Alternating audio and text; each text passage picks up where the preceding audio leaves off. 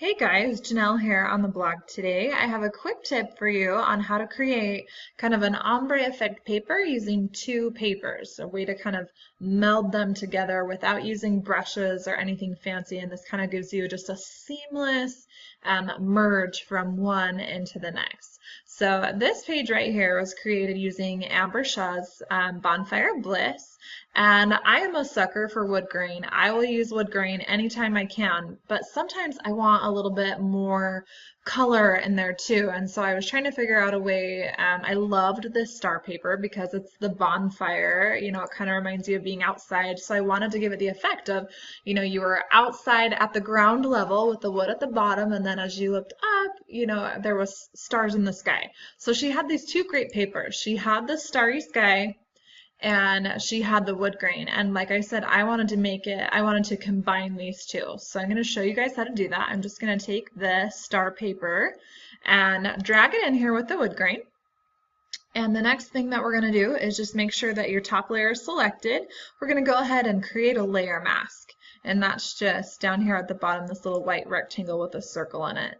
And then we're going to grab our gradient tool. Now, one thing you need to, if you've never worked with masks before, this is not super, I wouldn't worry about it, but I'm just going to explain to you why this works. So when you have a layer mask, if it's white, then it means you can see. Wherever it's white is wherever this is going to show up. And if there's black there, it means it's going to hide this layer and you're going to see what's underneath it. So what we want to do is we're going to go and grab our gradient tool.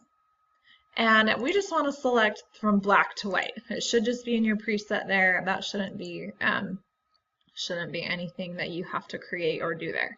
And then all I did was, let's see, we're going from black to white here. So I'm going to hide the bottom. So I'm going to start at the bottom and come to the top. And you can see now that I have this black down here at the bottom of my layer mask, this portion of the layer is hidden and I'm seeing what's underneath it. But because this is white right here at the top, I'm seeing this at the top. And then the gray in the middle is kind of where it's gradually fading. And because it was a gradient, it gave you a nice seamless from white to black.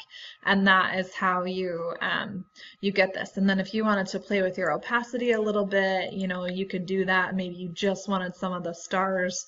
And you don't want the full-fledged paper. You can also play around with your gradient a little bit. You can come in at an angle. So you've got kind of the wood down here and then the stars in the sky. You can come in anyway, and the shorter you make it, the less the effect. So if you want the full effect, make sure you drag from top to bottom or corner to corner, however you're going to do that. But see how it just kind of adds a really fun, different effect over the top of it. I'm going to show you one more of these just for fun because I like to. These three papers that I'm going to pull from are from Kristen Cronenberg's Celebrate Him, and that kit also just came out for Digital Scrapbooking Day, just like the Bonfire Bliss did. But again, such a sucker for these wood grains. I'm going to go ahead and let's start with this. I'm going to pull this blue into here, and again, all you have to do is click Add Layer Mask. Grab your gradient tool, make sure that you've got black to white or white to black, it doesn't matter. Just remember wherever you start, if you're starting with black, is what's going to be hidden. So I want to hide the bottom here. And yeah, see, it's just kind of fun. And if you want to go corner to corner, it will lessen that even further. Like I said, play with the opacity a little bit. If you want to change your blend modes, you can get some really great effect with your blend modes as well. But so super simple, really easy to do. I'm just going to show you. I'm going to drag this one on top of here now, do a layer mask, and grab my gradient tool.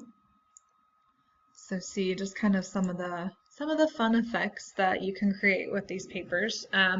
It's a great idea to do with solids too. I will often pull in a couple of solids if I have like layers on top of it that kind of are too close to the layer behind it, but I really like how the color looks up top of my layout.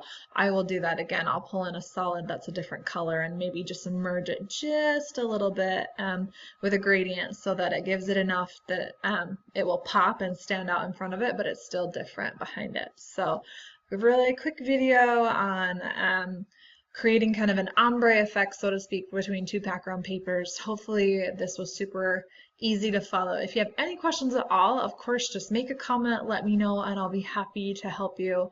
Thank you guys so much for watching, and we'll see you around.